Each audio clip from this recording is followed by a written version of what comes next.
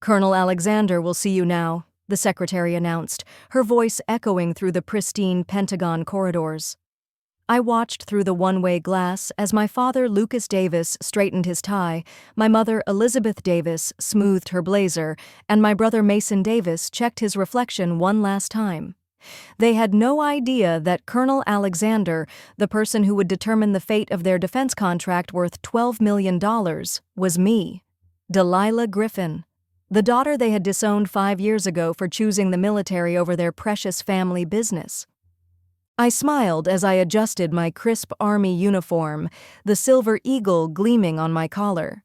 What they didn't know was that I had been preparing for this moment for exactly 5 years, 3 months, and 12 days.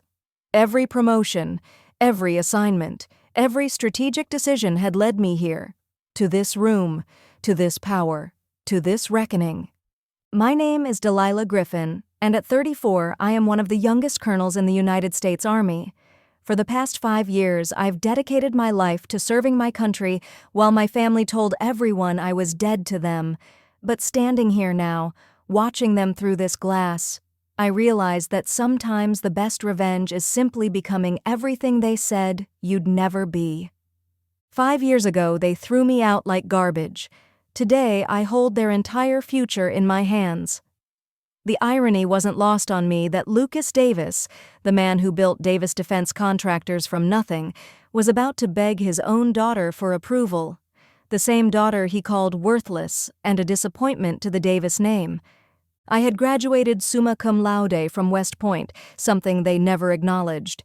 I had served 2 tours in Afghanistan, earning a Bronze Star which they never celebrated. I had risen through the ranks faster than anyone in my peer group, and they never once asked about my accomplishments. Instead, they told their friends I had thrown my life away and that I was playing soldier instead of contributing to something meaningful. But here's what Lucas, Elizabeth, and Mason didn't understand about the military. We don't just build soldiers, we build strategists. And I had been strategizing their downfall since the day they told me never to come home. The contract they were here to defend represented everything to Davis Defense Contractors: $12 million over 3 years to supply specialized equipment to military bases across the Southeast. Without it, their company would fold within 6 months. I knew this because I had been tracking their financial records for 2 years, watching as their other contracts dried up, watching as their competitors outbid them, watching as their reputation in the industry slowly crumbled. What they also didn't know was that I had specifically requested this assignment. When the Pentagon needed someone to oversee this particular contract evaluation, I volunteered. Not for the Army's benefit. They had plenty of qualified officers. I volunteered because I wanted to look Lucas Davis in the eye when I told him no. Let me take you back to that horrible day 5 years ago. I had just received my commission as a second lieutenant, fresh out of West Point. I was so proud, so excited to share this achievement with my family. I drove the 8 hours from New York to our family home in Virginia, wearing my dress blues, carrying the small gift I had bought for each of them, a flag that had flown over the academy, something I thought they would treasure. I walked into the house expecting celebration. Instead, I found disappointment etched into every line of my father's face. "You look ridiculous," were the first words Lucas said to me. Not congratulations, not pride, just contempt. 5 years at West Point, and for what? To play dress-up? Elizabeth nodded in agreement, her arms crossed. "Your brother Mason is making real money in the business, real contributions, and you're what? Going to spend your 20s crawling through mud?" But Mason's words cut the deepest. My own brother, 2 years older, looked at me like I was a stranger. "Honestly, Delilah, we're embarrassed. When people ask about you, we don't know what to say. At least if you had failed out of college like a normal person, we could work with that. But this is just pathetic." I tried to explain. I told them about my assignments, about the opportunities for advancement, about the honor of serving. They laughed, actually laughed. "Honor doesn't pay bills," Lucas said. "Honor doesn't build legacy. Honor is what people talk about when they don't have anything real to offer." That's when Elizabeth delivered the final blow. "We've decided that if you go through with this military nonsense, you're no longer part of this family. We won't support it, we won't acknowledge it, and we won't pretend to be proud of something so beneath the Davis name." I remember standing there in my dress blues, holding those flags, feeling smaller than I had ever felt in my life. But I also remember making a decision in that moment. If they wanted to disown me for choosing service over their approval, then I would show them exactly what they had thrown away. What my family never understood was that I didn't just join the military, I conquered it. Within 6 months of that terrible day, I had already begun building a network that would eventually reach the highest levels of defense contracting oversight. Every friendship I made, every superior I impressed, every mission I completed successfully was another piece of my long-term strategy. By my second year, I was working directly with Pentagon procurement officers. By my third year, I was consulted on major defense contracts. By my fourth year, I was leading evaluation committees. And now, in my fifth year, I was the final decision-maker on the exact type of contract that kept companies like Davis Defense Contractors alive. But the preparation went deeper than just career advancement. I had also been studying my family's business with the intensity of a military intelligence operation. I knew their profit margins, their supplier relationships, their client base, and their vulnerabilities. I knew that Lucas had made 3 major strategic mistakes in the past 2 years that had cost them their 2 biggest clients. I knew that Mason's management style had led to a 40% turnover rate in their engineering department. I knew that Elizabeth's oversight of their financial operations had resulted in 2 IRS audits and a significant penalty for improper reporting. Most importantly, I knew that this contract wasn't just important to them, it was life or death. Without it, they would have to lay off 60% of their workforce, sell their headquarters building, and essentially start over. With it, they could rebuild and potentially expand into new markets. The beautiful irony was that they probably deserved the contract. Their technical proposal was solid, their pricing was competitive, and their past performance, while not perfect, was adequate for the military's needs. Under normal circumstances, I would have recommended approval without hesitation. But these weren't normal circumstances. These were the circumstances where Lucas Davis's daughter got to decide whether Lucas Davis's company lived or died. I had been watching them through the glass for 10 minutes now, and their nervousness was palpable. Lucas kept checking his watch, Elizabeth was reviewing documents for the 15th time, and Mason was pacing like a caged animal. They had no idea that their fate had already been decided the moment they walked through that door. The secretary knocked on my office door. "Colonel Alexander, the Davis Defense Contractors team is ready for you." "Thank you, Sergeant Harrison. Please show them in." I positioned myself behind my desk, back straight, hands folded, medals catching the fluorescent light. The nameplate on my desk read, Colonel D. Alexander. I had legally changed my name from Davis to Alexander 2 years ago, taking my maternal grandmother's maiden name. Just another way to sever ties with a family that had already severed ties with me. The door opened, and they walked in single file, professional, confident, completely unprepared for what was about to happen. Lucas entered first, extending his hand with a practiced smile. "Colonel Alexander, it's an honor to meet you. I'm Lucas Davis, CEO of Davis Defense Contractors." I let him stand there with his hand extended for just a moment too long. Not enough to be obviously rude, but enough to establish that he was not in control of this room. Then I shook his hand with the firm grip that 5 years of military training had perfected. "Mr. Davis, please, have a seat." Elizabeth followed, equally polished. "Colonel, I'm Elizabeth Davis, Chief Financial Officer. We're so grateful for this opportunity to present our proposal." I nodded professionally. "Mrs. Davis." Then Mason stepped forward, and I saw something flicker in his eyes. Recognition? Uncertainty? He had always been the sharpest of the 3, the one most likely to see through facades. But after 5 years, and with the dramatic change in my appearance from military training and professional bearing, even he couldn't quite place what was bothering him about me. Colonel Alexander, I'm Mason Davis, Director of Operations. We've prepared a comprehensive presentation that we believe demonstrates our capacity to exceed your expectations on this contract. Mr. Davis, I'm looking forward to reviewing your materials. They settled into their chairs, arranging their documents with the nervous precision of people who know everything depends on the next hour. I let them organize themselves, using the silence to study their faces, to see how the years had marked them, to observe how desperation had changed their confident facades. Before we begin, I said, my voice carrying the authority that comes from commanding soldiers in life-or-death situations, I want you to understand how this evaluation process works. This contract represents a significant investment by the United States Army, and we take our vendor selection very seriously. Lucas nodded enthusiastically. Of course, Colonel. We understand completely. The evaluation criteria include technical capability, cost-effectiveness, past performance, and what we call institutional integrity. I let that last phrase hang in the air for a moment. Institutional integrity encompasses not just your company's track record, but the character and judgment of your leadership team. I saw Elizabeth shift uncomfortably in her seat. Mason's eyes narrowed slightly. Lucas maintained his smile, but I could see the strain behind it. Now, I've reviewed your technical proposal, and I must say it's quite comprehensive. Your engineering specifications meet our requirements, your timeline is realistic, and your cost structure is competitive.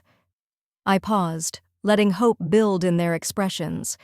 However, there are some concerns that have been raised during our background evaluation process. The hope flickered. Lucas leaned forward. Concerns, Colonel? Perhaps we can address them directly. I'm sure you can, Mr. Davis.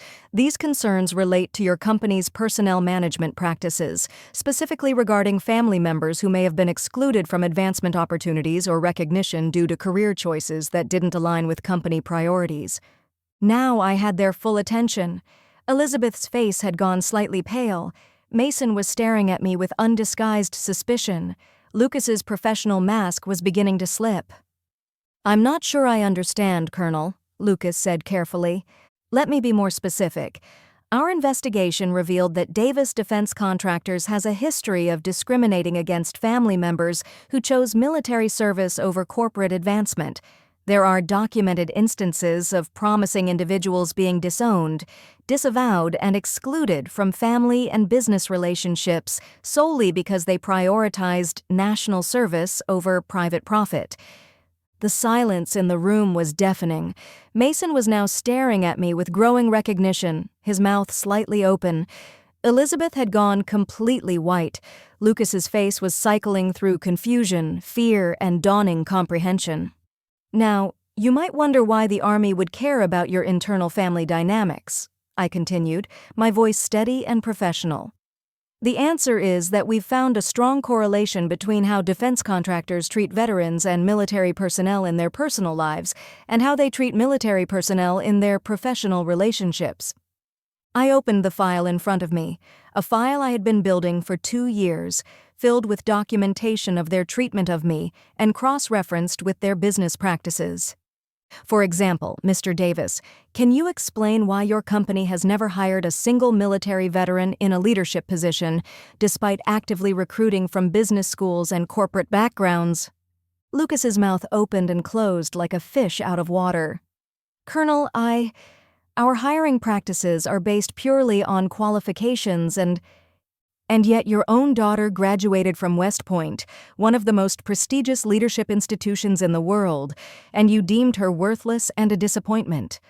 Those are direct quotes from conversations that were documented.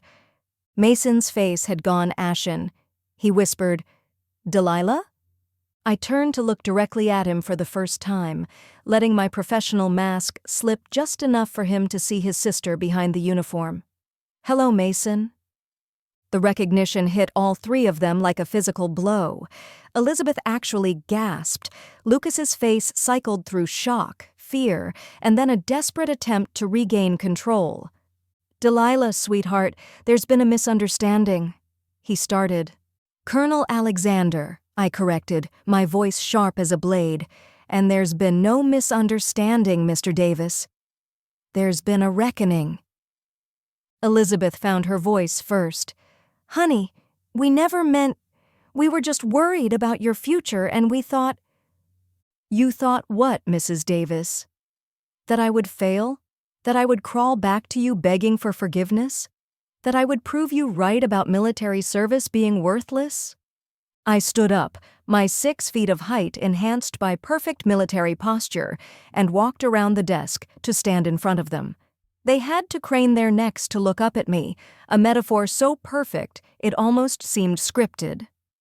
Let me tell you what actually happened. While you were telling everyone I was dead to you, I was earning the Bronze Star for heroism under fire. While you were explaining to your friends that I had thrown my life away, I was being fast-tracked for promotion based on exceptional performance. While you were building a business that discriminates against veterans, I was building a career that would eventually give me power over businesses exactly like yours. Lucas tried to regain control of the situation. Colonel, Delilah, I understand you're angry, but surely we can separate personal feelings from professional obligations. This contract is about national defense, not family disputes. I almost laughed at his attempt to manipulate me. Almost. You're absolutely right, Mr. Davis. This is about national defense, and national defense requires contractors who understand the value of military service, who respect veterans, and who demonstrate the character traits we expect from our partners. I walked back to my desk and picked up another file, which brings us to the second part of my evaluation. I opened the file and began reading. Davis Defense Contractors has failed to meet delivery deadlines on 4 separate occasions in the past 2 years. Your quality control issues resulted in the recall of defective equipment that was already deployed to forward operating bases. Your employee turnover rate is 40% above industry standards, and you've been cited by the Department of Labor for workplace safety violations. Each item I read hit them like a physical blow. Mason tried to interrupt. Those issues have been addressed. Have they, Mr. Davis? I looked at him directly, letting him see the full weight of my knowledge. Because, according to my sources, the quality control issues stem directly from the high turnover rate, which stems directly from a management style that prioritizes profit over people. Sound familiar? Elizabeth made one desperate attempt to salvage the situation. Colonel Alexander, if there are areas where we need to improve, we're committed to making those changes. We can provide you with a detailed remediation plan. Mrs. Davis, the remediation plan would require a fundamental change in your company's leadership philosophy. It would require acknowledging that you've built a culture that undervalues service, sacrifice, and dedication. It would require admitting that your treatment of military personnel, including your own family members, reflects a deep-seated bias that makes you unsuitable partners for the United States Army. The room fell silent again. I could see the calculations happening behind their eyes, the desperate search for some way to fix this, some way to salvage not just the contract, but their entire business. Lucas made one last attempt. Delilah, please. We made mistakes. We were wrong about the military, wrong about your choices, wrong about everything. But don't destroy innocent people's jobs because you're angry with us. It was a good strategy. Appeal to my sense of justice, make it about the employees rather than the family. Unfortunately for him, I had been preparing for this argument for 5 years. Mr. Davis, you raise an interesting point about innocent people, I said, returning to my seat behind the desk. Let's talk about innocent people. I pulled out a third file, this one considerably thicker than the others. I've been in contact with several of your former employees, the ones who were part of that 40% turnover rate I mentioned. Would you like to know what they told me about working for Davis Defense Contractors? Their faces told me they knew exactly what was coming. Emily Anderson, former senior engineer left after you, Mr. Mason, told her that her military husband's deployment schedule made her unreliable for important projects. Ethan Thompson, former project manager, resigned after you, Mr. Lucas, questioned his judgment because he was too focused on following regulations instead of getting results. Ava Jones, former quality control supervisor, was passed over for promotion 3 times because, according to Mrs. Elizabeth, her insistence on proper documentation was slowing down production. I watched their faces grow increasingly pale as I recited the litany of their failures. But my personal favorite is Noah Smith, former operations coordinator and Army veteran, who was fired for insubordination after he questioned a decision to ship equipment he knew was defective. Equipment that was later recalled from 3 different military bases. Equipment that could have gotten soldiers killed. The silence was crushing. Mason looked like he was going to be sick. Elizabeth was staring at her hands. Lucas was trying to maintain his composure, but I could see the defeat in his eyes. So, when you ask me not to destroy innocent people's jobs, Mr. Davis, I have to wonder. Are you talking about the innocent people you've already destroyed? The veterans you've discriminated against? The employees you've forced out for having integrity? Or are you talking about the innocent soldiers who might die because your company prioritizes profit over safety? I stood up again, my voice growing stronger with each word. Because here's what you never understood about military service. It's not about playing dress-up or crawling through mud or throwing your life away. It's about understanding that some things are more important than money. Some things are more important than family approval. Some things are more important than personal comfort. I walked around the desk again, but this time I stopped directly in front of Lucas. You taught me that family means nothing without respect. You taught me that love means nothing without support. You taught me that blood means nothing without loyalty.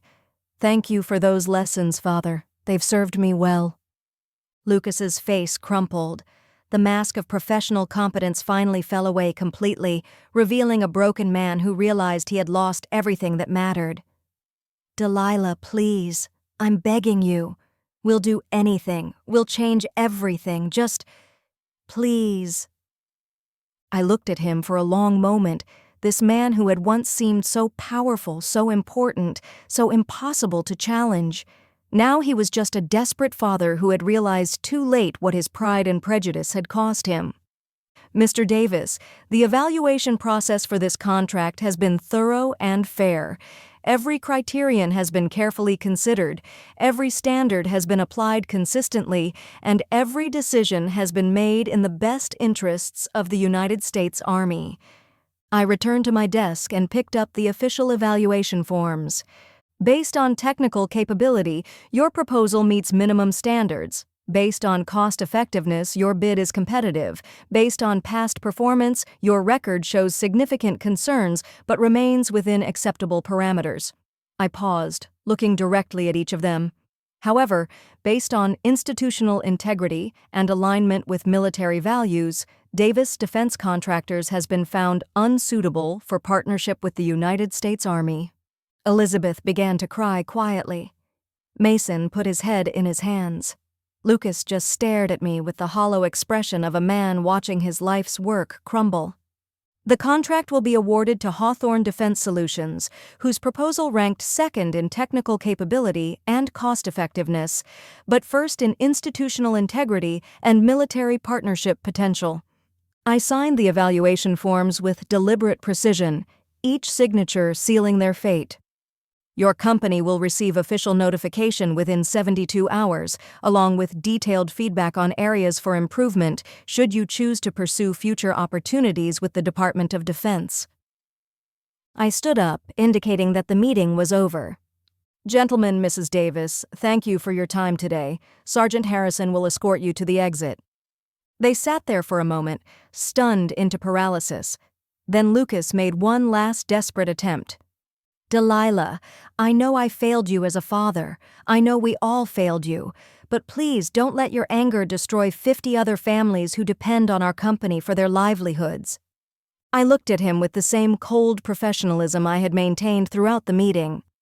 Mr. Davis, my anger didn't destroy your company. Your character did. My decision today wasn't based on personal vendetta. It was based on 5 years of documented evidence that Davis Defense Contractors doesn't share the values that the United States Army requires in its partners. I walked to the door and opened it, standing at attention as they filed past me. "However," I said just as they reached the threshold, "I will give you the same advice that a wise colonel once gave me. Failure is only permanent if you don't learn from it. The Army will always need contractors who understand honor, integrity, and service. If you ever manage to build a company that embodies those values, we'd be happy to evaluate your proposals." Mason stopped and turned back to me, tears in his eyes. "Delilah, I'm sorry. We're all sorry. We were wrong about everything." I softened slightly just for a moment. "I know you are, Mason, but sorry doesn't undo 5 years of consequences.